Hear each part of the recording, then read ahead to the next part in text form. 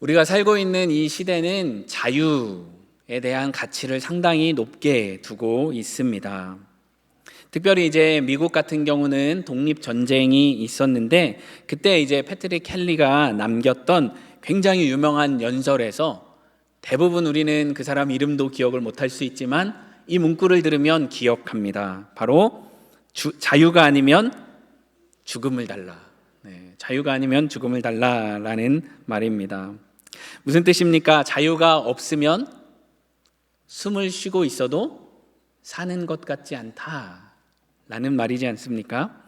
그만큼 자유가 중요하다라고 하는 것을 가리킵니다. 이렇게 자유의 가치를 중요하게 여기고 사는 시대를 우리가 살고 있지만 사실 정작 우리는 참 자유에 대해서는 오해하거나 아니면 깊이 생각하지 않고 살아가는 경우가 있습니다. 여러분, 자유 그러면 무슨 이미지를 떠올리십니까? 자유 하면 무엇이 자유라고 생각하십니까? 대부분 그냥 아무런 구속이 없이 내가 하고 싶은 대로 다 하는 거, 이것을 자유라고 생각하지는 않습니까? 특별히 요즘같이 포스트 모더니즘 사회에서는 모든 것을 자유롭게 개인이 정해야지라고 하면서 심지어 자신의 성별조차도 자기 마음대로 또 자기 느낌대로 하는 것에 대해서 그것을 자유처럼 여기고 있지는 않습니까? 그러면 정말 이렇게 하는 것이 참 자유라고 할 수 있습니까? 우리는 종종 자유는 아무런 구속이 없을 때, 나를 구속하는 법적인 제도나 규칙이 없을수록 더 자유롭다라고 생각합니다. 내 마음대로 하면 자유로운 것이다 라고 착각합니다. 그러니 법이 없어야 자유롭지 라고 생각을 하는 것입니다. 맞습니까, 여러분? 그런데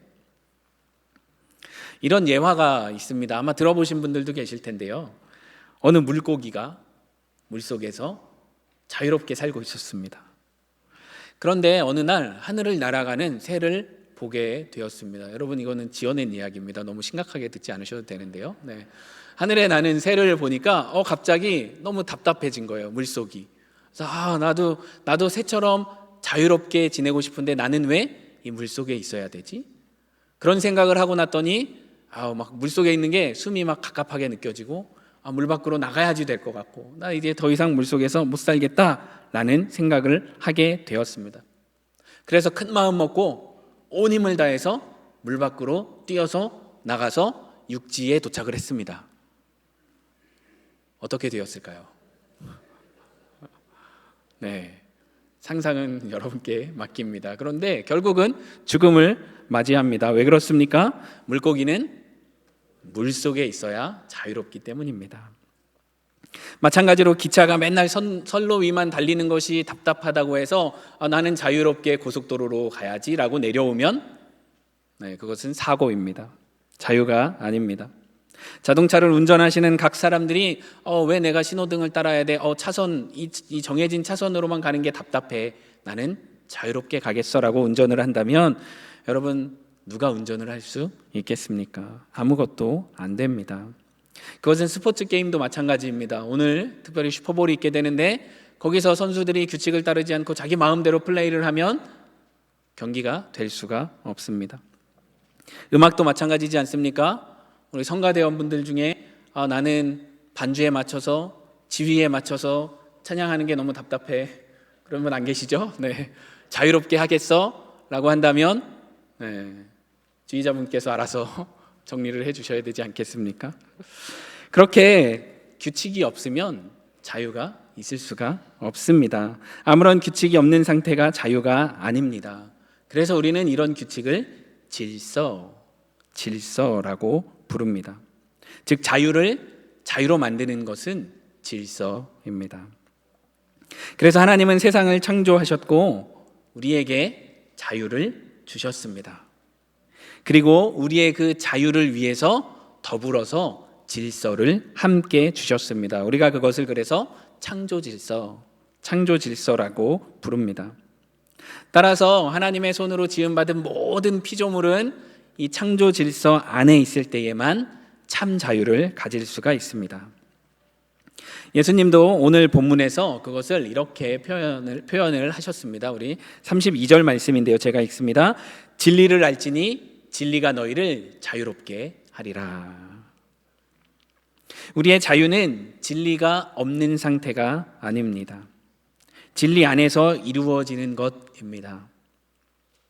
이것을 어떤 종교, 특별히 불교나 이런 종교에서는 또 그들이 말하는 자유와 구분할 수가 있습니다. 그런 종교에서는 사람이 뭔가를 원하기 때문에 거기에 속박이 된다라고 이야기를 합니다. 따라서 거기에 매여 있으니 자유가 없는 거니까 자유를 얻기 위해서 어떻게 하라고 합니까? 그것을 다 벗어버려라. 그러니 마음속에 있는 집착을 다 내려놓아라. 그러면 자유롭다. 그렇게 빈 상태를 가리켜서 자유라고 이야기를 합니다. 그러나 그것은 참된 자유가 아닙니다. 오히려 그것은 현실을 외면하는 것입니다.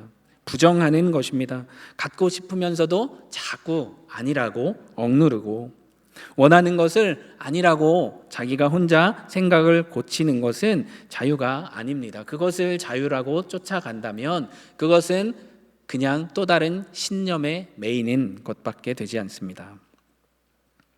그러나 하나님은 우리의 자유의지를 없애면서 파괴하면서 무질서한 상태를 자유라고 하시지 않으십니다. 오히려 하나님은 창조 질서를 주심으로 우리로 하여금 그 질서 안에서, 그 창조 질서 안에서 참 자유를 누리게 하셨습니다. 또 그것을 잃어버린 자들에게는 그 질서를 다시 회복시켜 주십니다. 그리고 또 그 자리를 떠난 사람들은 본래 그 자리로 돌아가게 해 주십니다. 그렇게 함으로 우리에게 자유를 주시려고 하나님께서 그 아들을 보내주셨습니다. 사랑하는 성도님들, 그러므로 저는 우리가 오늘 말씀을 통해서 첫 번째로 우리에게 필요한 참 자유는 무엇인가? 다시 말하면 우리는 도대체 무엇에 매여 있는가? 무엇으로부터 자유로워져야 하는가에 대해서 나누고, 또 두 번째로 어떻게 그 자유를 회복할 수 있는가? 그것을 생각하고, 마지막으로 그렇다면 그 자유를 어떻게 누릴 수 있는가? 이것을 말씀을 통해서 함께 보려고 합니다. 첫 번째입니다. 첫 번째, 참 자유는 어디로부터의 자유입니까? 우리 대지를 함께 읽어보겠습니다. 시작. 네, 예수님께서 앞에서 32절에서 이렇게 말씀을 하셨습니다. 진리가 너희를 자유케 하리라.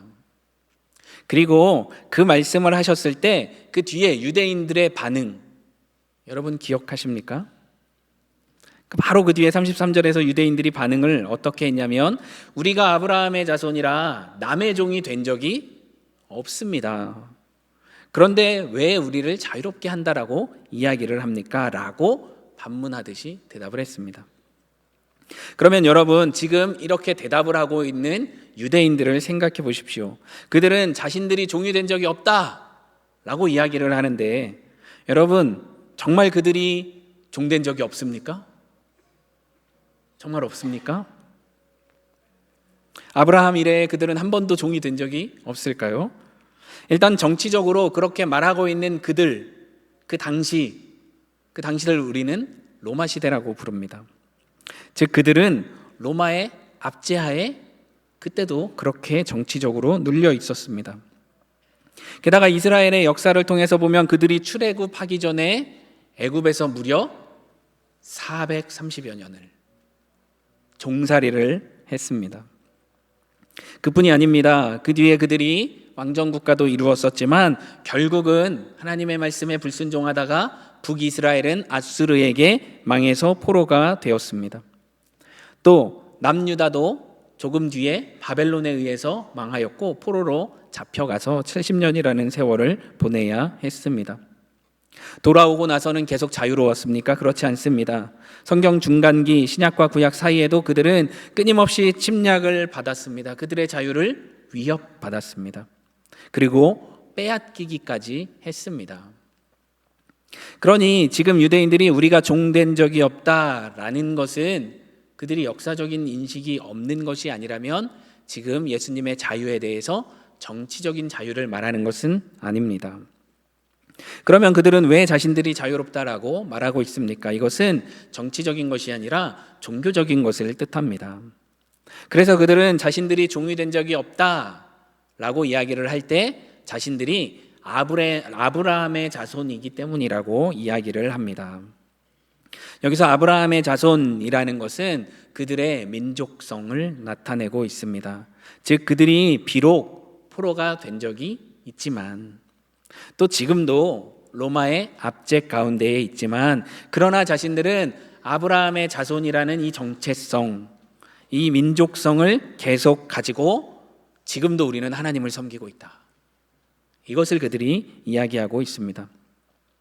물론 그것도 우리는 따져볼 수 있습니다. 과연 그들이 정말 하나님만 섬겼는가? 그들은 과거에 하나님과 우상을 동시에 섬긴 때도 있었습니다. 그러나 어쨌든 그들 나름대로 계속해서 하나님을 섬기는 그 자리를 기억하고 있었고 지켜왔습니다. 로마의 압제 가운데에 있었을 때에도 그들은 중간에 마카비 혁명이라는 것을 통해서 성전을 회복하기도 했습니다. 따라서 그들에게 있어서 자신들은 최소한 종교적인 면으로 볼 때 우리는 종이 된 적이 없다. 자유를 빼앗긴 적이 없다라는 자부심을 가지고 있었다라는 것입니다. 그러나 여러분, 그들의 이 대답은 착각이었습니다. 즉 그들은 예수님이 말씀하시고 계시는 참 자유, 그것이 무엇인지 몰랐기 때문에 지금 이렇게 자신들은 정치적으로는 몰라도 종교적으로는 그래도 자유롭다라고 말하고 있었던 것입니다. 다시 말하면 그들은 지금 자신들이 어디에 종이 되어 있는지를 모르고 있습니다. 그러니 그들은 스스로 자유롭다라고 착각하는 것입니다. 그렇다면 지금 예수님께서 말씀하시고 계시는 참 자유, 이 자유는 어디로부터의 자유입니까? 34절 말씀입니다. 예수께서 대답하시되 진실로 진실로 너희에게 이르노니 죄를 범하는 자마다 죄의 종이라. 오늘 예수님이 말씀하시는 자유, 이 자유는 어디로부터의 자유입니까? 죄로부터의 자유입니다. 죄와 죄의 결과인 사망으로부터의 자유입니다. 이것이 당시 자신들이 종교적으로는 자유하다라고 생각하고 있었던 유대인들에게 필요한 자유였습니다. 그뿐만이 아닙니다. 오늘 자유민주주의 시대를 살아가고 있는 우리를 포함한 모든 인류에게 필요한 자유, 그 자유가 바로 이 죄로부터의 자유입니다. 왜냐하면 처음에 서론에 말씀드렸던 것처럼 모든 피조물들에게 있어서 참 자유는 창조 질서 안에 있을 때에만 가능하기 때문입니다. 그러면 우리가 언제 이 자유를 잃어버렸습니까? 아담과 하와가 하나님이 금지하신 열매를 먹은 그 순간부터 우리에게는 이 자유가 없어졌습니다. 그 죄에 빠지는 순간 우리는 하나님의 질서에서부터 벗어나게 되었습니다. 당연히 자유는 사라졌습니다. 우리는 모두 죄의 종이 되었습니다. 죄와 사망이라는 저주의 감옥 안에 우리 모두가 갇혔습니다. 그리고 그 누구도 거기서 빠져나갈 수가 없습니다. 그리고 오늘 말씀을 통해서 보면 율법을 가지고 있었던 유대인들도 그들에게도 율법이 있었지만 그들은 그 죄와 사망의 저주에서 헤어나오지 못하고 있었습니다. 유대인들은 자신들이 율법을 잘 지키면서 거기에 있는 종교적인 규례들을 계속 잘 지키면 자신들이 자유할 수 있을 것이라고 생각하고 그러니 그들은 스스로 자유로운 줄 알았습니다. 그러나 율법은 그들에게 참 자유를 주지 못했습니다. 오늘날 우리들도 마찬가지입니다. 우리는 과거의 봉건 시대에 비해서 우리는 더 자유롭다라고 생각합니다. 또 민주주의 국가에 살고 있는 사람들은 공산주의와 비교하면서 우리는 훨씬 더 상대적으로 자유롭지라고 생각합니다. 또 우리 같은 경우 미국 선진국이며 자유를 헌법으로 보장해 놓은 나라입니다. 이곳에 살면 다른 것들보다 우리는 더 자유롭게 살고 있다라고 생각합니다. 그러나 여러분, 우리도 자유하지 않습니다. 본질적으로 모든 사람은 다 죄의 종입니다. 그 증거가 무엇입니까? 그 증거는 모든 사람이 죽는다라는 것입니다. 어느 나라에 태어나도, 어떤 정치적인 형태에 살아가도, 또 얼마나 성공을 하고 많은 것을 소유하고 누린다고 해도 모든 사람은 다 죽습니다. 왜 죽습니까? 왜냐하면 다 죄인이기 때문에 죽습니다. 즉, 우리는 다 죄에 매여 있습니다. 사망의 저주 아래에 있습니다. 이것은 율법으로도, 정치적인 시스템으로도, 경제적인 능력으로도, 종교적인 행위로도 풀 수가 없습니다. 그렇다면 우리가 어떻게 이 죄의 종이 된 저주 아래에서부터 풀려날 수가 있습니까? 어떻게 이 저주로부터 우리는 자유로워질 수 있습니까? 더 이상 이 저주가 나에게 영향을 끼치지 못하는 참 자유를 누리고 살아갈 수가 있겠습니까? 그 방법이 두 번째입니다. 두 번째 대지는 참 자유는 아들만이 주신다라는 것입니다. 참 자유는 아들만이 주실 수 있습니다. 우리를 종으로 삼은 죄, 그 죄로부터의 자유는 우리가 싸움으로써 쟁취할 수 있는 그런 수준이 아닙니다. 말씀드렸듯이 우리가 행하는 종교적인 행위들, 그것들은 우리를 자유하게 할 수가 없습니다. 아무리 좋은 정치 형태를 발전시킨다고 해도, 또 과학을 더 발전시키고 경제적으로 발전을 시킨다라고 해도 우리는 죽음의 저주, 그 종됨으로부터 결코 스스로 자유할 수가 없습니다. 자유에 관해서 굉장히 유명한 영화가 있습니다. 1994년도에 개봉되었던 쇼생크 탈출이라는 영화입니다. 보신 분들은 아시겠지만 이 영화에는 정말 많은 곳곳에 이 성경에 대한 이야기들, 성경에 대한 어떤 모티브들이 소개가 되어 있습니다. 그런데 이제 그 중에 하나가 이 감옥에는 이제 감옥을 관리하는 이 감옥장이 있습니다. 교도소장이 있습니다. 그런데 이 교도소장은 이 죄수들을 굉장히 엄격하게 성경을 따라서 이제 관리를 하는 사람입니다. 죄인들이 그곳에서 처벌 없이 살려면 그 교도소장이 세운, 성경 위에 세운 그 규칙들을 반드시 따라야 합니다. 그런데 이것이 바로 율법을 보여주고 있습니다. 그러면 여러분 생각해 보십시오.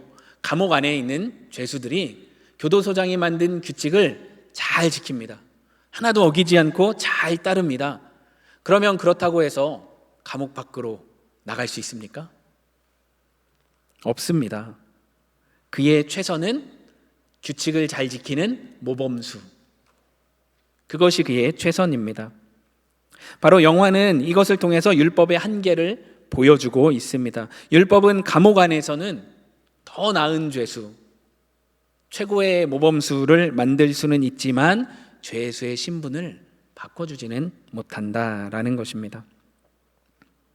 또 비슷한 생각을 해볼 수 있습니다. 감옥 안에 그러면 더 좋은 첨단 테크놀로지가 막 들어와서 막 감옥 문 시설부터 침대부터 모든 것들이 다 새로워진다라고 생각해 보십시오.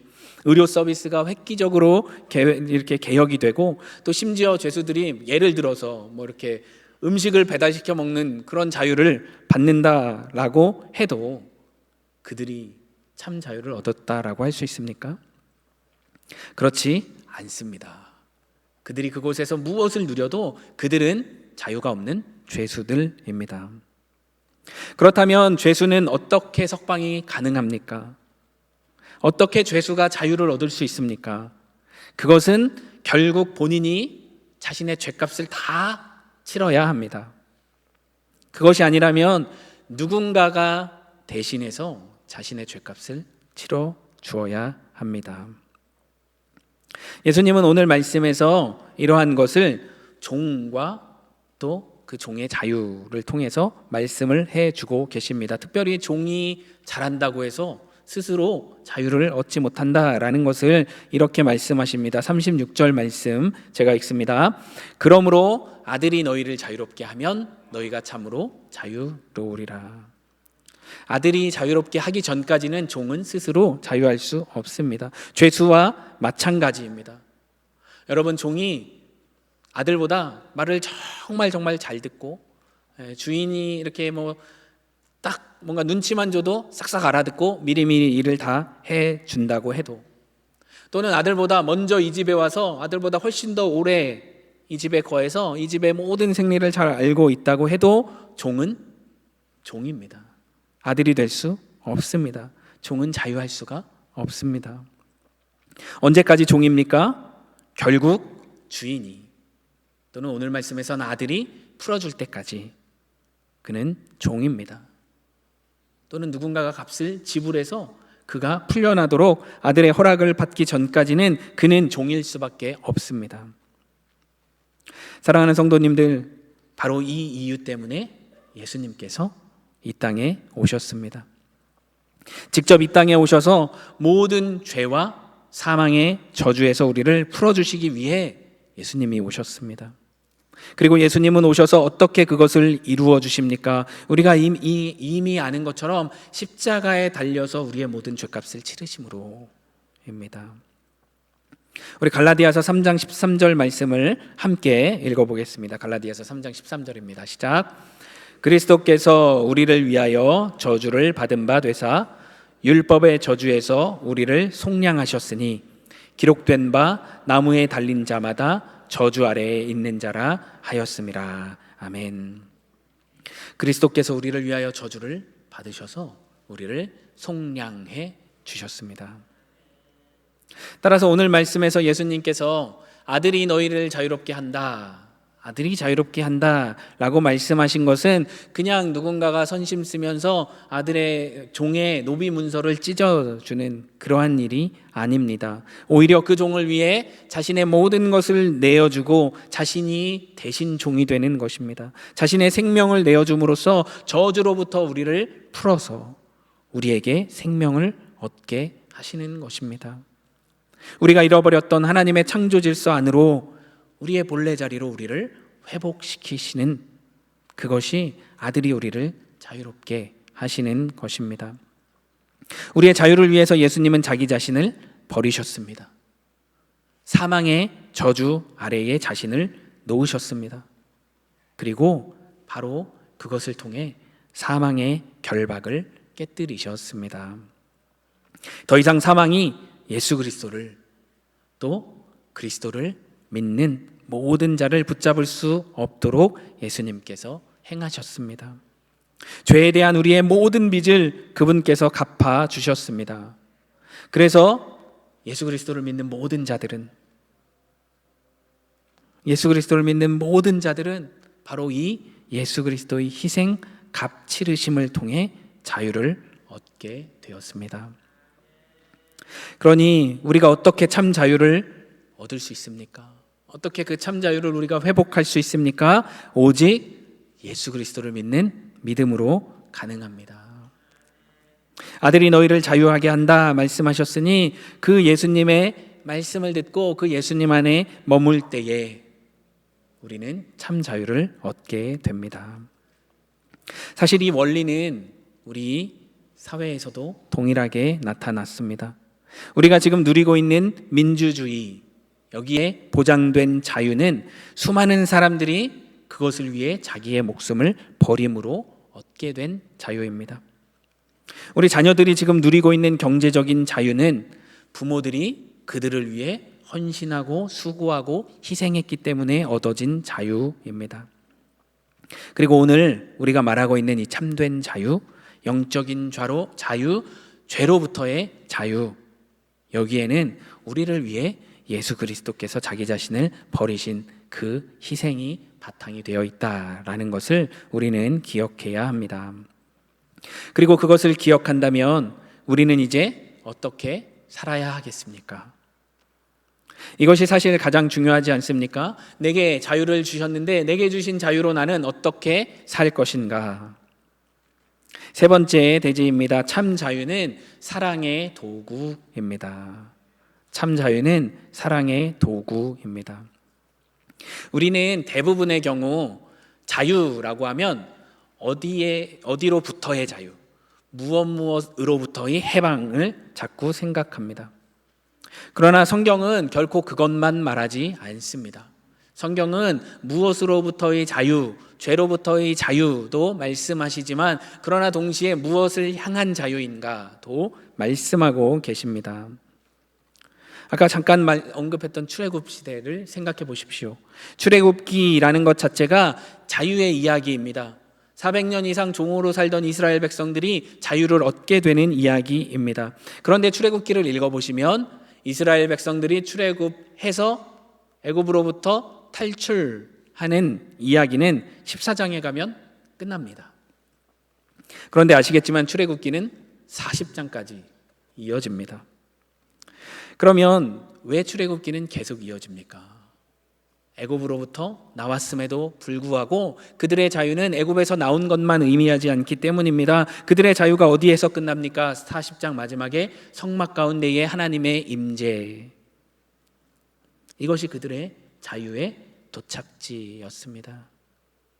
즉 그들의 자유는 그저 그들의 자유를 위해서, 자유 자체를 위해서 필요한 것이 아니라 그들이 하나님을 섬기기 위해, 하나님과 교제의 회복을 하기 위해 그래서 필요한 자유였다라는 것입니다. 이처럼 자유는 우리가 누리는 상태를 말하지 않고 목적을 가진 수단이고 과정입니다. 자유는 도구입니다. 따라서 우리도 우리에게 주신 자유, 예수 그리스도의 희생을 통해 우리에게 주신 이 자유를 도구로 여겨야 합니다. 그래서 종교개혁을 했던 마틴 루터는 이제 그리스도인의 자유라는 소책자를 이야기를 통해서 이제 자유에 대해서 이야기를 했는데 그 핵심 내용을 한 문장으로 어떤 분이 줄였습니다. 저는 가져왔는데 여기 보면 이렇게 줄여놨습니다. 그리스도인은 만인으로부터 자유롭다. 그러나 그리스도인은 만인의 종이다. 네. 굉장히 모순적이지 않습니까? 그리스도인은 만인으로부터 자유롭다. 그러나 그리스도인은 만인의 종이다. 만인으로부터 자유롭다라는 말은 우리는 이해할 수 있습니다. 더 이상 우리는 사람들의 생각이나 입김이나 또 그들의 비율을 맞추기 위해 살아갈 필요가 없다라는 것입니다.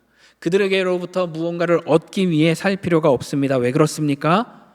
우리는 그리스도 안에서 모든 것을 가졌기 때문입니다.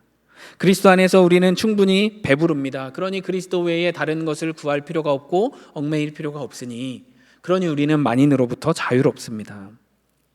그런데 그런 우리가 어떻게 동시에 만인의 종이 됩니까?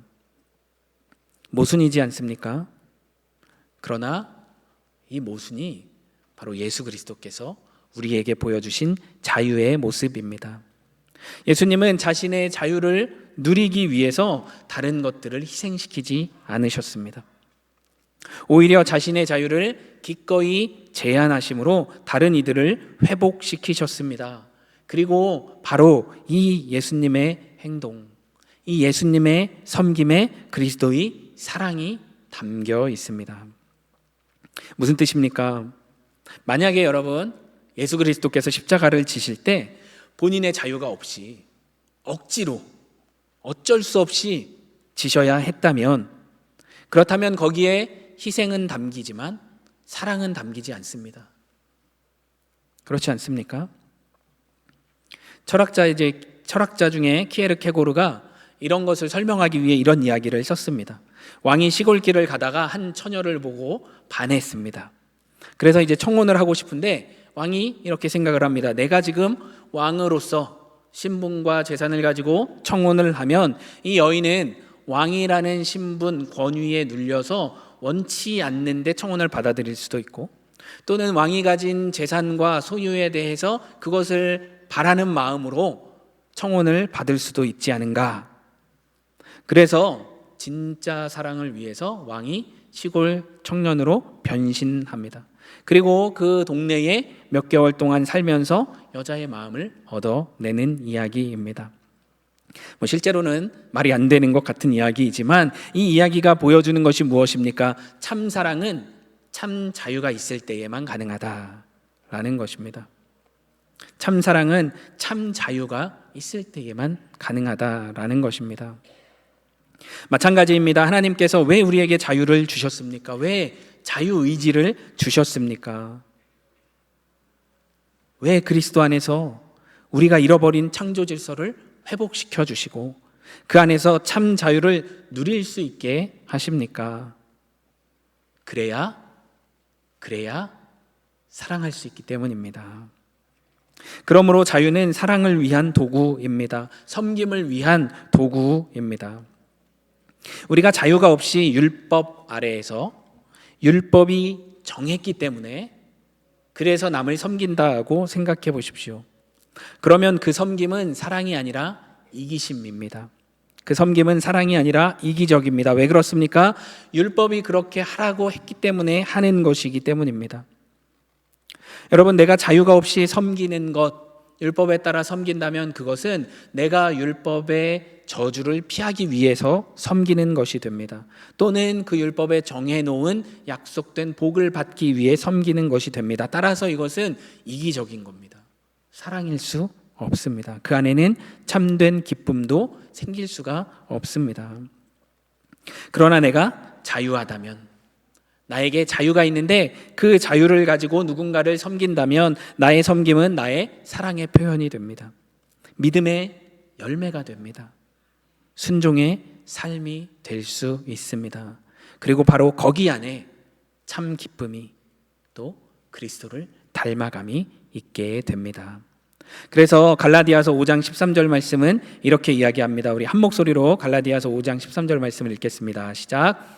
형제들아, 너희가 자유를 위하여 부르심을 입었으나 그러나 그 자유로 육체의 기회를 삼지 말고 오직 사랑으로 서로 종노릇하라.